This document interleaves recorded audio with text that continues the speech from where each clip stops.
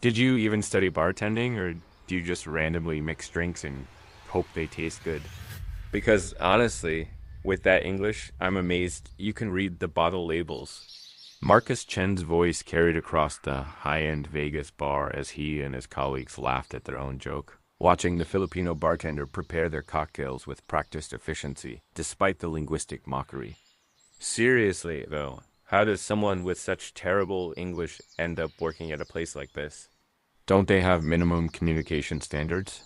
What Marcus didn't know, what this arrogant tech executive from San Francisco was too busy being xenophobic about accents to notice, was that the uneducated bartender who struggled with English pronunciation was actually Rico Santos, a combat trauma nurse who'd spent 10 years treating catastrophic injuries in Philippine conflict zones, saving over 200 lives under conditions that would break most American nurses. Now forced to mix drinks in Vegas because the United States would end recognize his nursing credentials despite his expertise in managing arterial bleeds, massive trauma, and field medicine that far exceeded most American emergency nurses. And what Marcus definitely didn't realize was that in approximately 30 minutes, his own drunken dancing would result in severing his brachial artery on a broken champagne bottle.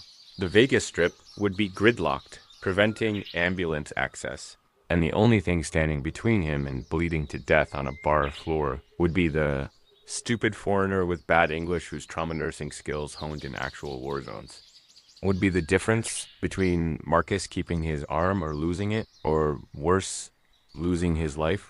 Bro, you see, I was actually in Vegas that weekend for a security industry conference, one of those annual gatherings where guys like me network, learn about new technology, and maybe enjoy some time away from regular consulting work.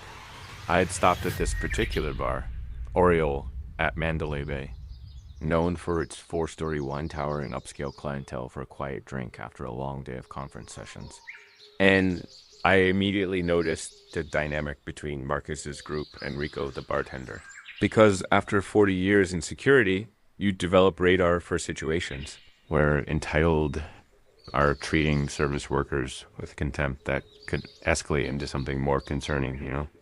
Before I tell you how Marcus' arterial injury revealed that the bartender with terrible English, he deep in mocking was actually more qualified to handle massive trauma than most American emergency room nurses. Let me ask you something that probably resonates with folks who've witnessed language-based discrimination. Have you seen immigrants being mocked or dismissed because of accents or imperfect English, with people assuming language fluency correlates with intelligence or education? Drop your city and country in the comments and share stories about qualified professionals you've met, whose expertise gets ignored because of how they speak rather than what they know. Because what happened in that Vegas bar is gone national. You exactly why judging people by their English proficiency rather than their actual capabilities can literally cost you your life. And hey, before we dive deep into Rico's story, let me give appreciation to Jennifer Martinez from Las Vegas, Nevada, and Thomas Wong from San Francisco, California, who've been consistently engaging with our videos. Jennifer, your comment about your mother who is a teacher in El Salvador but works as a hotel housekeeper here because of language barriers really resonated. Thomas, appreciate you sharing how your uncle who was a pharmacist in Vietnam ended up working grocery retail due to accent discrimination. Y'all keep sharing because these stories remind people that language fluency and professional competence are completely separate things. Bro, now if they'll pardon an old man for getting comfortable here in my hotel room where I am having my nightcap and winding down from the conference. Stories about combat medical professionals forced into service jobs while trying to navigate licensing barriers always hit me with particular force. At my age, having worked security in conflict zones and medical facilities, I've met countless combat medics and war zone nurses whose trauma expertise exceeds anything most American healthcare workers will ever develop. Yet they end up serving drinks or driving taxis because credentialing systems don't recognize combat medicine as legitimate training. Thank you for staying with Uncle Sam as I tell you about one of the most dramatic demonstrations I ever witnessed of why language barriers tell you nothing about someone's medical competence or life-saving capabilities. To understand how Rico Santos ended up mixing cocktails in Vegas, despite being one of the Philippines' most experienced combat trauma nurses. We got to go back about 15 years to when Rico graduated from nursing school in Manila and immediately volunteered for assignment to Mindanao, where ongoing conflicts between government forces and insurgent groups created constant casualties requiring trauma care under impossible conditions. Rico had been born in Quezon City in 1985, growing up in a working-class Filipino family during a period when the Philippines was still recovering from decades of political instability and ongoing regional conflicts. His mother had been a nurse, his father a teacher, and Rico had been drawn to emergency medicine from childhood. The kind of kid who would watch medical dramas obsessively and practice first aid techniques on his siblings. I wanted to be where medicine mattered most, Rico had told me during our conversation after Marcus's injury. Not comfortable hospital nursing where you follow protocols and hand patients to specialists. I wanted to do combat medicine, the high-pressure situations where your decisions determine whether someone lives or dies, where you have limited resources and have to improvise, where every second counts and there's no one else to call for help. Rico's nursing education had been completed at University of Santo Tomas in Manila, one of the Philippines' premier nursing schools where he'd excelled in emergency and trauma rotations. But rather than pursuing comfortable hospital positions in Manila or lucrative overseas nursing contracts in the Middle East or US that many Filipino nurses sought, Rico had requested assignment to conflict zones in Mindanao where he could develop combat trauma expertise. Mindanao nursing was like American combat medic training, except it was real, Rico had explained.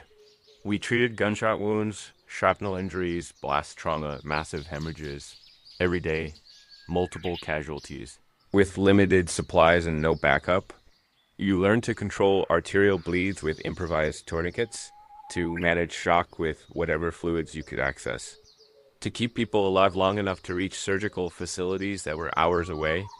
By 2015, at age 30, Rico had become one of the Philippine military's most skilled trauma nurses, specifically requested for deployments to the most dangerous conflict zones because of his exceptional ability to manage catastrophic injuries under pressure.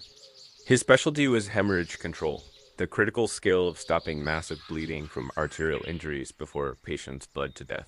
Using tourniquets, pressure points, and improvised techniques when standard medical supplies weren't available. I treated over 200 combat casualties with major arterial injuries, Rico had recalled. Brachial artery from shrapnel, femoral artery from gunshots, carotid injuries from blast fragments, every type of massive bleed you can imagine. My success rate was over 90%, meaning I kept people alive who would have bled out without immediate expert intervention. That is not because I am special. It's because I'd done it so many times that hemorrhage control was pure muscle memory. But by 2018, Rico had married his longtime girlfriend Maria, and they'd started planning for children. The reality of continuing combat nursing with a growing family had forced difficult decisions about whether the professional fulfillment was worth the danger and stress. When Maria had gotten pregnant with their first child in 2019, Rico had made the choice to leave combat zones and pursue opportunities that would provide better financial stability and safety for his family. Filipino nurses have reputation worldwide, Rico had explained. We're known for excellent clinical skills, strong work ethic, and willingness to work in difficult conditions. Many countries actively recruit Filipino nurses because we bring valuable expertise. So I applied for positions in the United States, thinking my combat trauma experience would be highly valued in American emergency departments. What Rico discovered was that the United States nursing licensing, despite claiming to desperately need nurses and actively recruiting internationally, made it incredibly difficult for foreign nurses to actually work. Even when their qualifications and experience exceeded American standards, I had to pass the NCL EXRN exam, which was reasonable, Rico had said. But the exam is designed around American nursing education and healthcare systems. Questions about US drug brand names I'd never encountered. American insurance procedures, specific state regulations, things that have nothing to do with clinical nursing competence. I failed twice despite having 10 years of intensive trauma experience because I didn't know. American healthcare bureaucracy. Even after finally passing NCL EX, Rico had continued. I needed a US employer to sponsor my work visa, which required finding a hospital willing to navigate the complex immigration process and pay the fees. Most hospitals said they needed nurses, but wouldn't sponsor foreign nurses because of the cost and paperwork complexity. So I was stuck, licensed, but unable to work because I couldn't get visa sponsorship. Rico and Maria had entered the United States on tourist visas in 2020, intending to find visa sponsorship that would let Rico practice nursing while Maria pursued her own nursing career. But the COVID-19 pandemic had complicated everything. Immigration processing had slowed to a crawl. Hospitals were overwhelmed, but couldn't process international hiring quickly. And Rico's tourist visa status meant he couldn't legally work while waiting for employment sponsorship. We ran through our savings in 6 months, Rico had explained. I had a nursing license, but couldn't legally work as a nurse. Maria was pregnant with our second child. We needed income immediately, and the only jobs available to someone on a tourist visa were cash-paid service work that didn't require documentation, restaurant work, bartending, housekeeping. A friend who worked at Mandalay Bay said they needed bartenders, and didn't ask too many questions about immigration. Status as long as you had a social security number to put on paperwork, Rico had continued. So Rico Santos, combat trauma nurse who'd saved hundreds of lives under fire, became Rico the bartender who mixed mojitos and listened to drunk tourists mock his English. The linguistic discrimination had been particularly frustrating for Rico because it had nothing to do with his intelligence or nursing competence. Rico spoke Tagalog natively, plus functional English and some Spanish. But his English carried a heavy Filipino accent, and his grammar wasn't perfect, which led entitled customers to automatically assume he was uneducated or incompetent. I understand medical terminology perfectly, Rico had told me. I can read complex nursing journals, understand clinical protocols, communicate with doctors about patient care. But I pronounce words with Filipino accent, and I sometimes mix up English grammar, so Americans assume I'm stupid. They don't understand that language fluency and medical expertise are completely separate skills. The psychological toll of the transformation from respected combat nurse to mocked bartender had been severe. Rico would work his shifts at Oriole, mixing expensive cocktails for wealthy tourists who treated him like he was barely literate, then return to his apartment and study nursing journals to maintain his clinical knowledge. He'd practice tourniquet techniques and pressure point hemorrhage control on his wife, keeping his trauma skills sharp even though he couldn't legally use them. He'd watch drunk patrons injure themselves in minor ways and want desperately to help, but worried that revealing his medical background would raise questions about why a nurse was bartending. The hardest part wasn't the financial struggle or the status loss, Rico had told me. It was having expertise in saving lives from hemorrhage and watching people bleed from minor injuries while I couldn't help because I wasn't legally allowed to practice nursing. I knew I could stop any bleed, manage any trauma, keep people alive in conditions that would panic American nurses. But I had to pretend to be just a bartender who didn't know anything beyond mixing drinks. I'd been at Oriole for about an hour that Saturday night when Marcus Chia's group had arrived, 5 tech executives in their late 30s and early 40s. Clearly in Vegas for a bachelor party or business celebration based on their loud conversation about someone's promotion. They'd immediately established themselves as the kind of customers that service workers dread. Demanding, dismissive, treating staff like scenery rather than humans. Marcus had been the worst of the group, his mockery of Rico starting almost immediately when Rico had taken their drink orders. Rico's English was perfectly functional, but carried that distinctive Filipino accent that apparently triggered Marcus the linguistic prejudice. Did you even study bartending? Or do you just randomly mix drinks and hope they taste good? Marcus had asked. his tone making it clear this wasn't a genuine question, but rather a setup for mockery. Because honestly, with that English, I'm amazed you can read the bottle labels. I have certification in mixology and 5 years of bartending experience. Rico had replied with professional dignity, his accent noticeable, but his meaning perfectly clear. 5 years? Marcus had laughed. And your English is still that bad? Don't they have, like, language classes or something? How do you communicate with customers when you can barely speak English? I communicate fine with most customers, Rico had responded, maintaining composure despite the obvious insult. What would you like to drink tonight? The mockery had continued throughout the evening as Marcus and his friends got progressively drunker. They'd made jokes about Rico's accent, imitated his pronunciation, questioned whether he understood their orders correctly, and generally treated him like entertainment rather than a professional doing his job. Rico had maintained perfect bartending service despite the abuse, preparing their drinks efficiently and courteously while absorbing mockery that would have broken many people's patience. You know what's funny? Marcus had said loudly to his friend during one particularly cruel exchange around 11 p.m. is that people like him come to America and take jobs, but don't even bother learning proper English. Like, if you're going to work here, shouldn't you at least speak the language correctly? It's just lazy. Sir, I do speak English, Rico had replied quietly. I have accent because English is my second language after Tagalog. But I understand everything you're saying and I can communicate effectively. Barely, Marcus had shot back. I mean, I understand you, but it takes effort, you know? Like, I have to really focus to figure out what you're trying to say through that accent. Must be hard for you to get good tips when customers can't understand you. I'd wanted to intervene to tell Marcus he was being a racist asshole, to defend Rico's dignity, to point out that multilingual ability demonstrated more intelligence than monolingual mockery. But ID learned over decades that people like Marcus rarely respond well to being called out by strangers in front of their friends. They get defensive, escalate their hostility, and usually take their embarrassment out on the service worker who caused the confrontation. Instead, I'd approached the bar when Rico had a moment between serving Marcus's group and other customers. I apologize for those guys' behavior. You're providing excellent service despite them being terrible customers.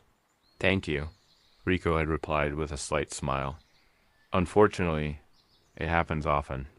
Many Americans assume that accent means stupid. They don't consider that speaking multiple languages is actually more difficult than speaking only English. For what it's worth, I added, I've worked internationally enough to recognize when someone's current job doesn't match their actual background. Something about how you move, how you assess people, reminds me of medical professionals I've worked with. Am I reading that right? Rico had hesitated, then apparently decided I seemed trustworthy. I'm trauma nurse. 10 years in combat zones in Philippines, treating massive casualties. But I can't get visa sponsorship to work as nurse in US, so I bartend while I try to fix my immigration status. Most customers think I'm stupid because of my accent and have no idea they'll probably save more lives than they'll ever meet. That's exactly the waste I keep documenting, I'd replied, introducing myself and briefly explaining my interest in immigrant professional stories. Combat trauma nurses with your experience should be working in emergency rooms, not mixing drinks while entitled customers mock your English.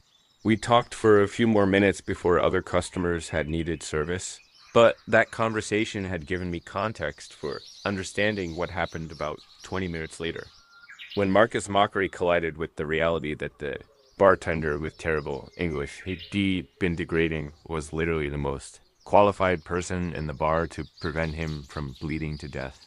The injury had occurred around 11:30 p.m., during what had started as Marcus and his friends celebrating with expensive champagne. Someone in the group had started playing Caribbean music on their phone, reggaeton or salsa, something with prominent rhythm, and Marcus had begun dancing in that deliberately exaggerated, mocking way that drunk people sometimes do when imitating cultures they view as beneath them. Check it out, I'm dancing like them. Marcus had called to his friends, doing exaggerated hip movements that were clearly meant as mockery of Latin dancing styles. This is how they dance in those countries, right? All sexy and ridiculous.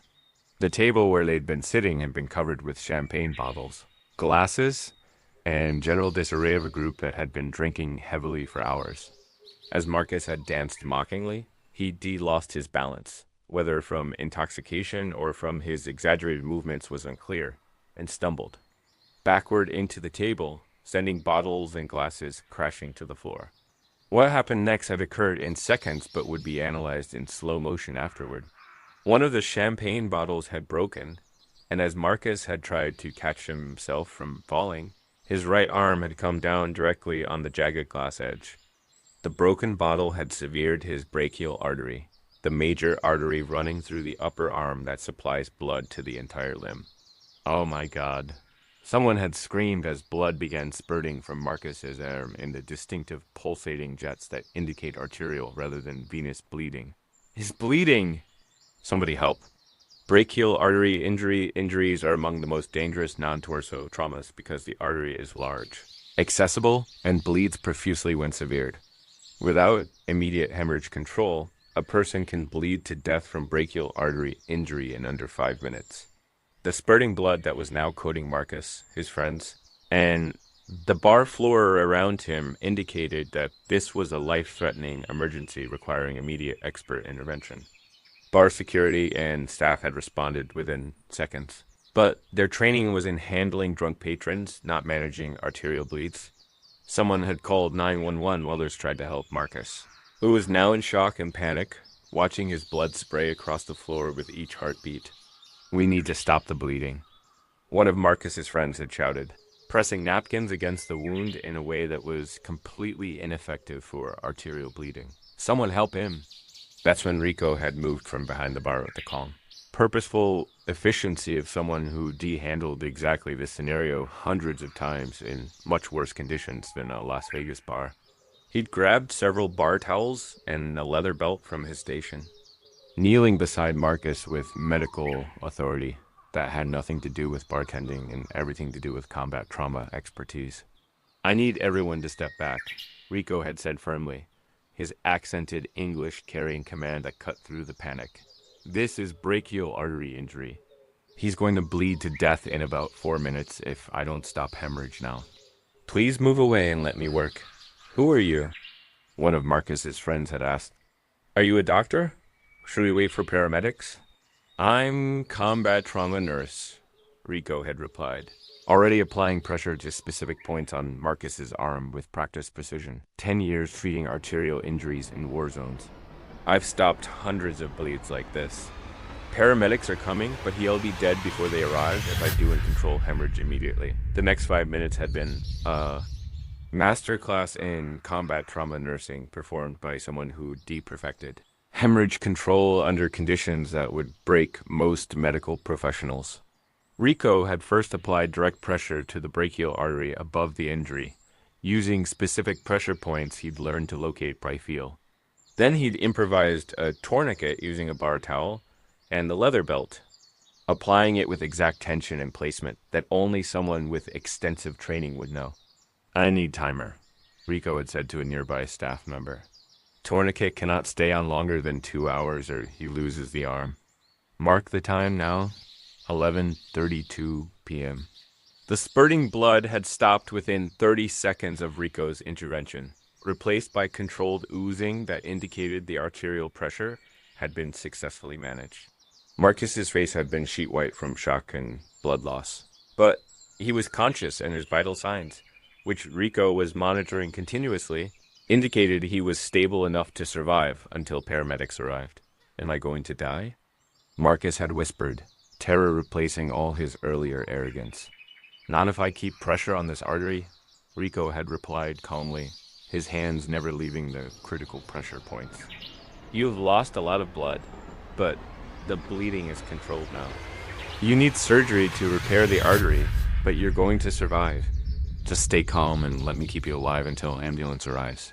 "But you're just a bartender," Marcus had managed, his pain-fogged mind struggling to reconcile the uneducated foreigner with bad English. He'd been mocking with the medical professional who was now preventing him from bleeding to death. I'm combat trauma nurse, Rico had corrected gently.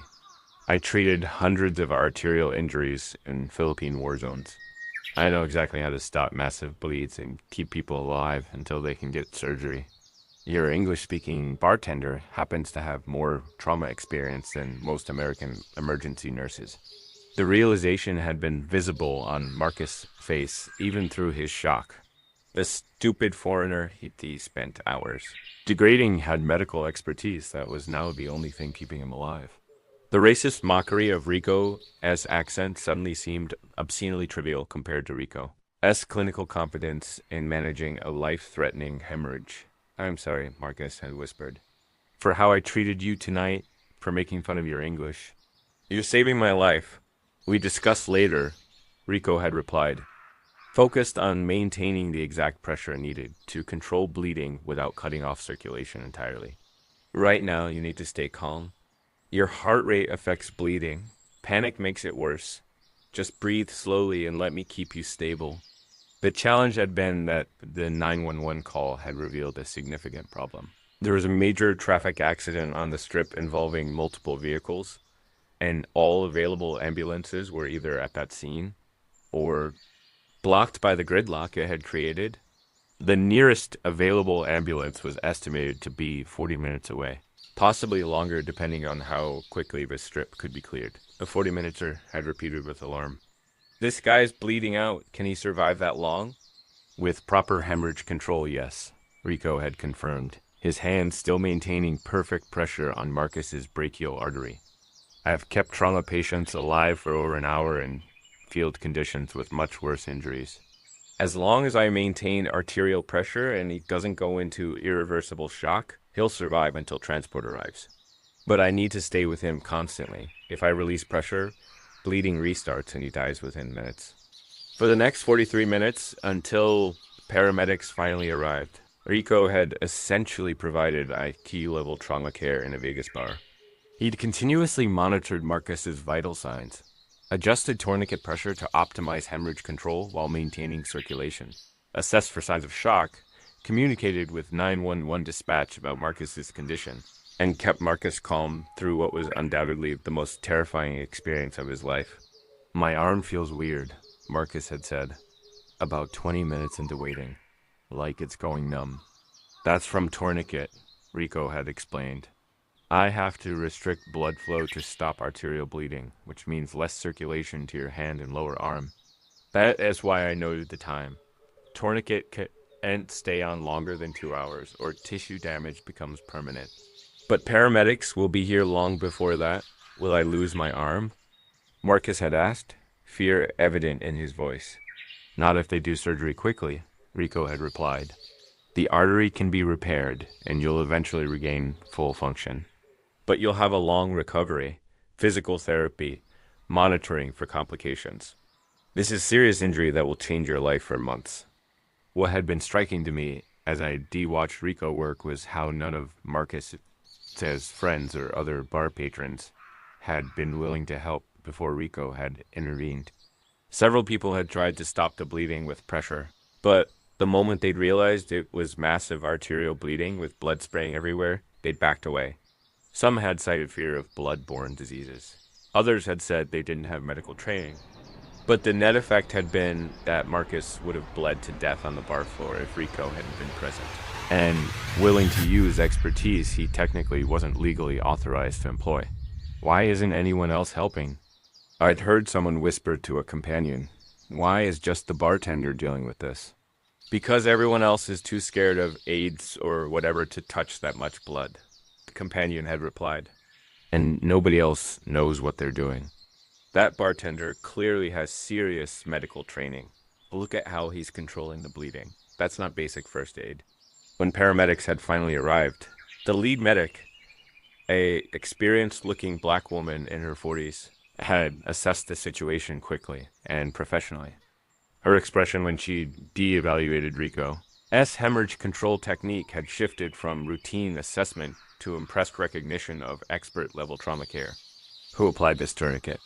She'd asked, already preparing to transfer Marcus to the ambulance. I did, Rico had replied. I'm trauma nurse from Philippines. 10 years combat medicine. Patient has brachial artery severed. I've maintained hemorrhage control for 43 minutes with direct pressure and improvised tourniquet. This is exceptional work, the paramedic had said with genuine admiration. Perfect tourniquet placement, proper pressure point control, excellent vital sign monitoring. You probably saved not just his life, but his arm. If circulation had been cut off too long, or if he continued bleeding, we'd be looking at amputation or death. This is combat medic level technique. I was combat medic, Rico had confirmed. Philippine military, Mindanao deployments. I've treated hundreds of arterial injuries. Then you know this was textbook perfect, the paramedic had replied. Are you licensed to practice nursing in Nevada? The question had carried complicated implications. Rico had technically provided emergency medical care that had saved Marcus's life. But doing so without a Nevada nursing license was legally questionable. The paramedic's tone suggested she was asking not to report Rico, but rather to understand his status. No, ma'am, Rico had admitted. I have NCLEX certification, but no visa sponsorship to work as nurse. I work as bartender while trying to fix immigration status. I know I wasn't legally supposed to provide care, but patient was dying and no one else was helping. The paramedic had looked troubled. Technically, Good Samaritan laws protect people who provide emergency care in life-threatening situations. You were practicing nursing in official capacity. You were stopping someone from bleeding to death when no other help was available. That's protected under Nevada law. But I need to be honest, she continued, her voice carrying genuine regret. What you did here demonstrates exceptional trauma nursing competence. The fact that you're reworking as a bartender when you have this level of expertise is both a waste and a tragedy. Our hospitals desperately need trauma nurses, especially ones with combat experience. The immigration system that prevents you from practicing is hurting patients. Marcus had been transported to University Medical Center, where surgery had successfully repaired his brachial artery. Doctors had confirmed that without Rico's immediate and expert hemorrhage control, Marcus would have either bled to death or required arm amputation due to prolonged ischemia. The medical team had been impressed by Rico's field technique and had documented his intervention in their report. The incident had generated local news coverage because arterial injuries in Vegas bars were dramatic enough to warrant reporting. And the story of the bartender nurse who'd saved a life had human interest appeal.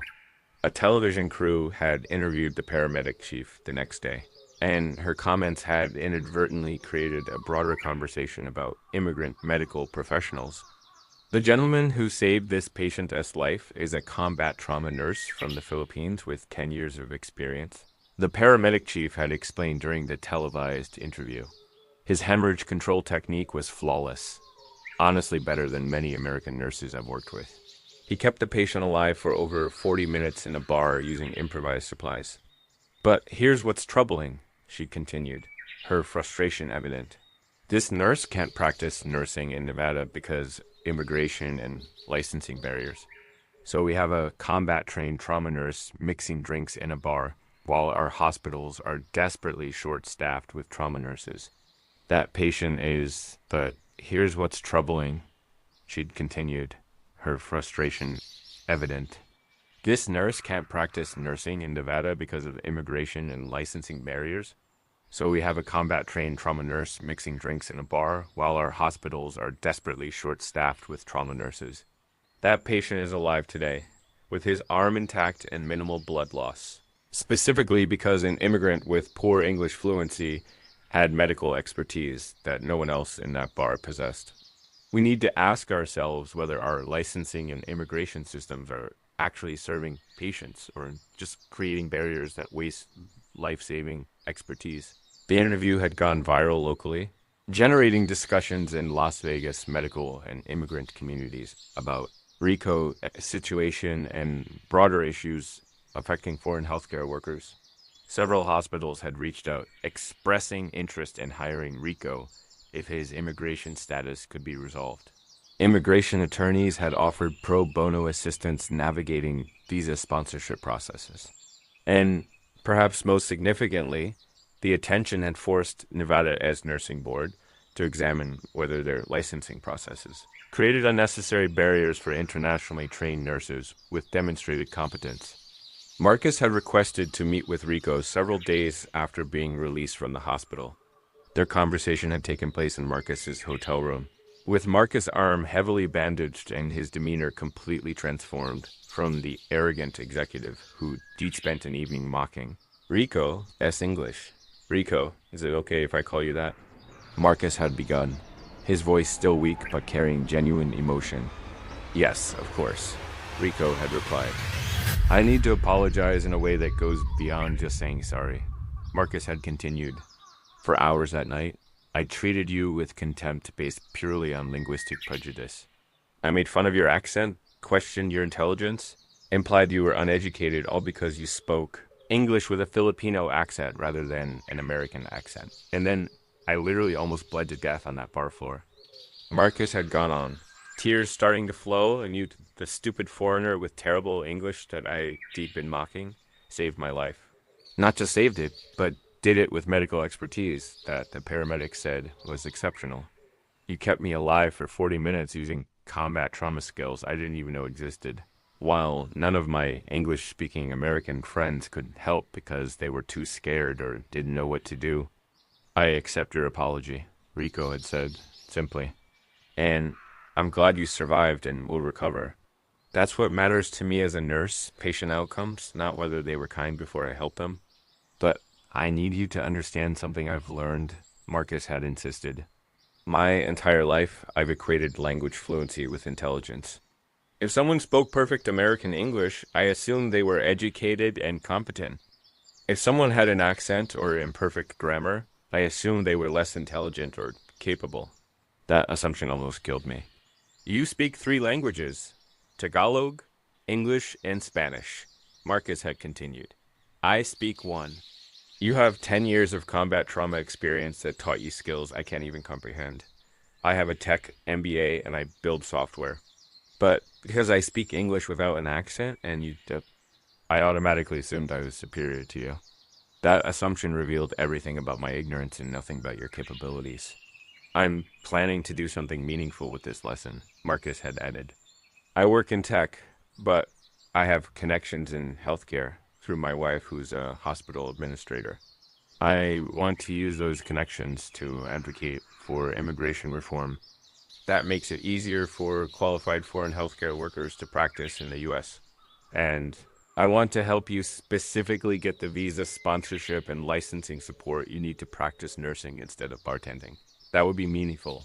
Rico had acknowledged there are thousands of foreign nurses in America working service jobs because we can't and get licensed despite having experience that U.S. hospitals desperately need.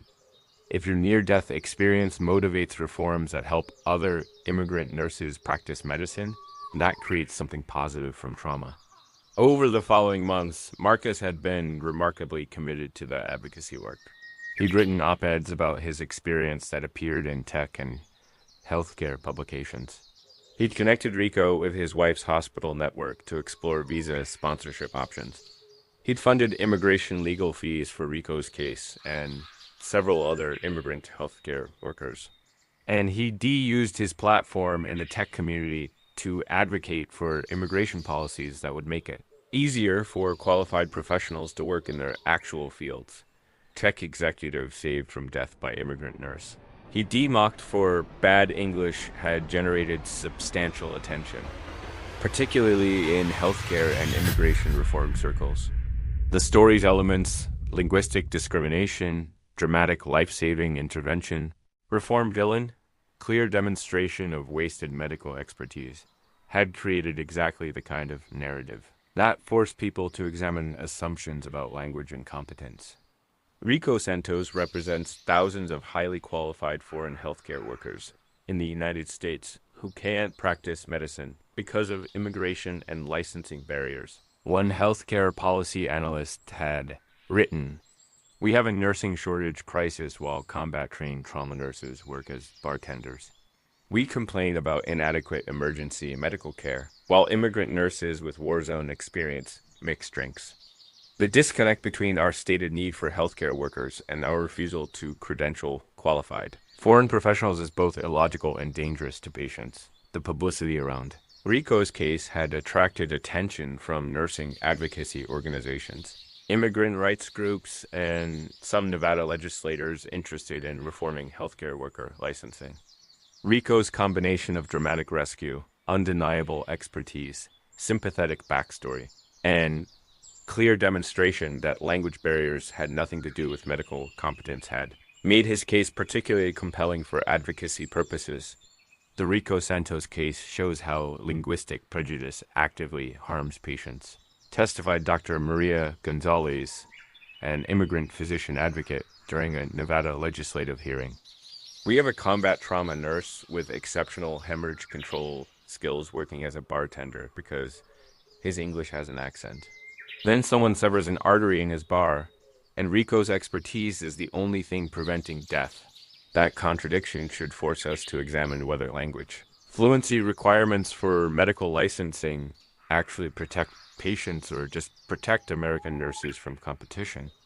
Nevada had eventually become one of the first states to reform its nursing licensing to create streamlined pathways for internationally trained nurses, particularly those with specialized expertise like combat medicine that was in high demand.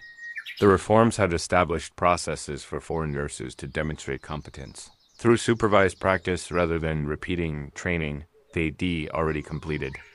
With special consideration for nurses with extensive field experience, what we're recognizing, the bill's sponsor had explained, is that a nurse who controlled hundreds of arterial bleeds in combat zones and can save a life in a Vegas bar using improvised supplies is clearly competent to practice in Nevada.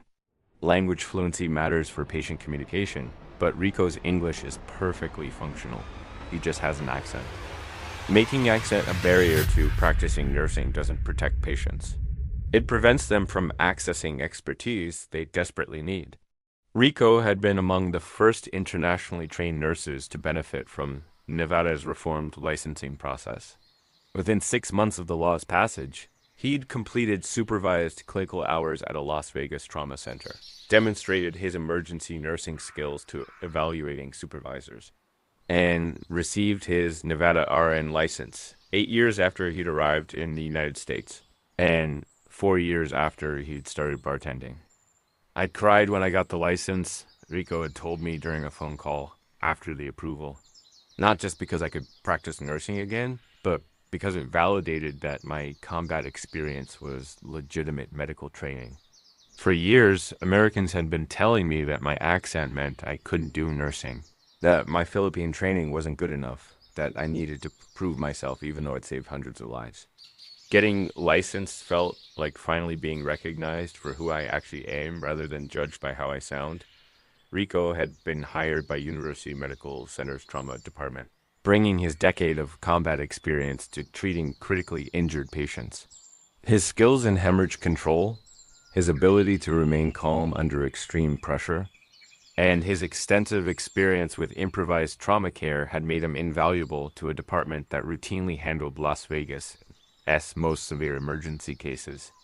Rico is exceptional, his trauma department director had commented during a performance review. His assessment of trauma patients is instantaneous and almost always correct. His hemorrhage control technique is the best I've seen in 25 years of emergency medicine. And his ability to improvise with limited resources, using whatever's available to save lives, is exactly what we need in emergency situations. We're fortunate Nevada reformed its licensing laws because Rico is the kind of trauma nurse every emergency department wishes they had. That assessment had validated what Rico had always known, that his combat training and experience had made him an exceptional trauma nurse whose capabilities exceeded most American emergency nurses who never faced the kind of high-pressure, resource-limited situations that were routine in Philippine conflict zones. The years he'd spent bartending hadn't been because he lacked competence. They'd been because systematic barriers assumed that accented English meant inferior nursing skills, ignoring the reality that language fluency and medical expertise were completely separate attributes. Marcus had continued his advocacy work and had developed what appeared to be genuine friendship with Rico. their relationship evolving from patient rescuer to colleagues working toward immigration reform. Marcus had funded medical mission trips where Rico could provide trauma training to nurses in resource-limited settings, using his platform to highlight both Rico's expertise and broader issues affecting immigrant healthcare workers. I think about that night constantly, Marcus had told me during a conversation a year after the incident. Not just the terror of bleeding out, though that was horrific, but the realization of how my own prejudice almost prevented my rescue. I spent hours telling Rico he was stupid because of his accent, creating an environment where he might have been justified in letting me bleed while waiting for paramedics who might not arrive in time. But he didn't. Marcus had continued. Despite my cruelty, despite being under no legal obligation to help, despite the risk of exposing that he was overqualified for his bartending job, Rico saved my life because that's what nurses do. They help people regardless of whether those people deserve help. That kind of professional integrity, maintaining medical ethics, even when it costs you personally, that's character at a level that I'm still trying to develop. This experience has fundamentally changed how I think about immigrants and language. Marcus had reflected. I used to assume that people who didn't speak perfect English were less intelligent or less educated than native speakers. Now, I understand that multilingualism demonstrates more cognitive ability than monolingualism. That accents indicate linguistic diversity rather than incompetence, and that some of the most qualified professionals in any field might be immigrants, whose language fluency doesn't match their expertise. 2 years after the bar incident, Rico had become a senior trauma nurse at UMC, had trained dozens of nurses in advanced hemorrhage control techniques, and had developed protocols for improvised trauma care that were being adopted by other Nevada hospitals. He'd also become a prominent voice advocating for nursing licensing reform and pushing for recognition of international nursing expertise. There are thousands of combat-trained nurses from Philippines, Colombia, South Africa, other conflict regions who can't practice in America because of licensing barriers. Rico had explained during testimony before a congressional committee on healthcare workforce issues. We're not asking for special treatment. We're re-asking that our extensive combat trauma experience be recognized as legitimate nursing education, rather than being forced to repeat training we've already completed and much more. Demanding conditions than most American nurses ever face. The argument that we need language fluency to protect patients doesn't hold up when you examine it. Rico had continued. I communicate perfectly well with patients, families, and medical teams. I just have an accent. My English is functional for everything nursing requires. Requiring accent-free English as a licensing criterion doesn't protect patients.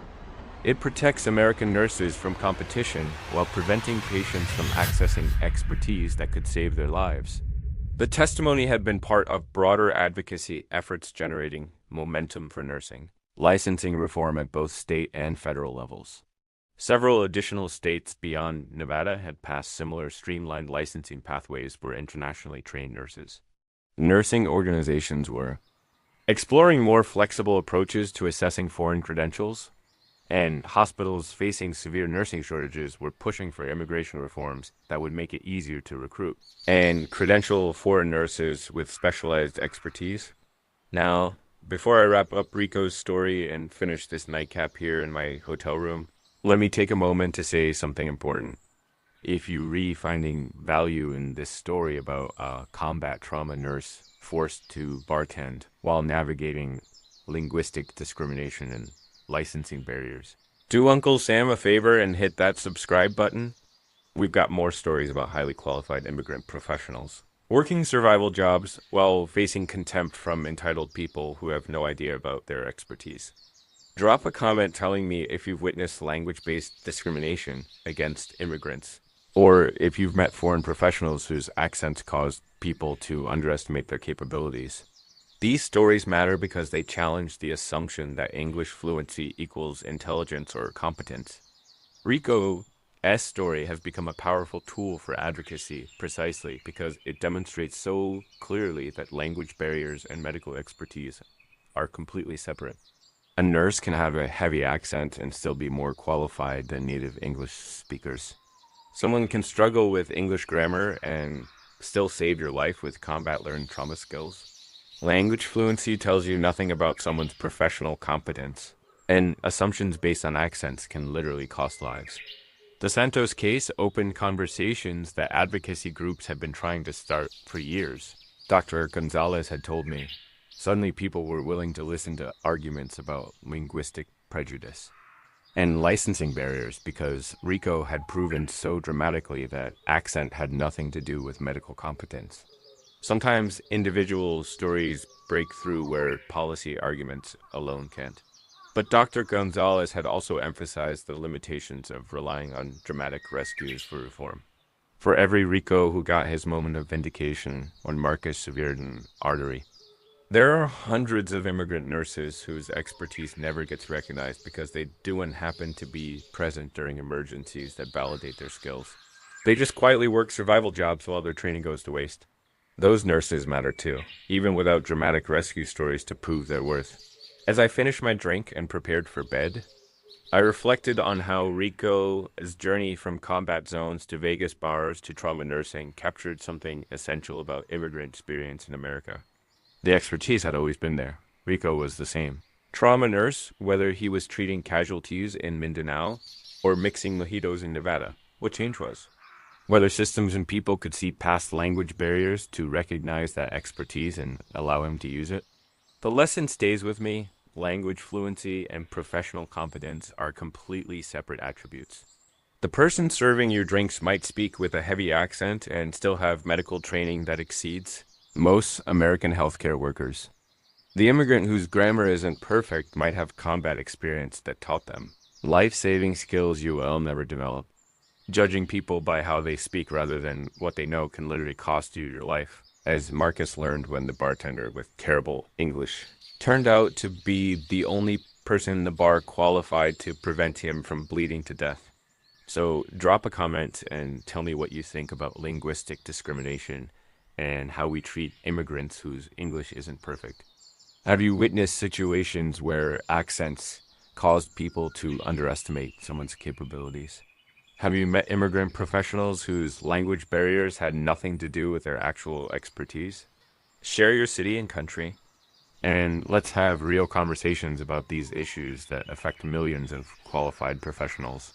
Special thanks to Carlos Reyes from Las Vegas, Nevada, and Linda Pham from San Jose, California, who've been engaging consistently with our videos. Carlos, your comment about your sister who is a pharmacist in Mexico but works retail because of her accent discrimination really resonated with viewers. Linda, appreciate you sharing how your father, who was an engineer in Vietnam, ended up in manufacturing because people could understand his accent. Keep those stories coming because they remind people that intelligence and language fluency are separate things. The lesson from Rico's story remains crystal clear. Expertise doesn't disappear because of how you pronounce words. Professional competence can't be measured by grammar perfection, and assumptions about intelligence based on accents can be dangerously, even fatally wrong. Rico Santos was an exceptional trauma nurse, whether he was treating combat casualties in the Philippines or serving cocktails in Vegas. The only thing that changed was whether people could see past his accent to recognize the medical expertise that would eventually save Marcus's life. All right, bro. This old man needs to get some sleep before tomorrow's conference sessions. But the core message stays with you.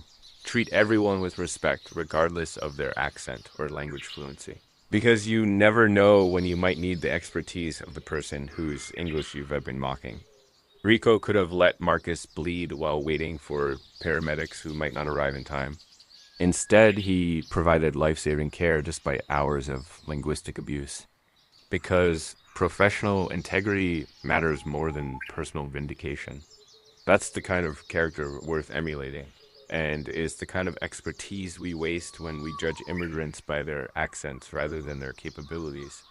Thanks for staying with Uncle Sam through Rico and Marcus' story about that Vegas bar where one executive learned the hardest possible way. But the immigrant you dismiss for bad English might be the only person who can save you when you're bleeding to death. Stay humble. Recognize that multilingualism demonstrates intelligence rather than limiting it. And remember that accents tell you nothing about someone's professional expertise or their ability to save your life when it matters most. Until next time, bro.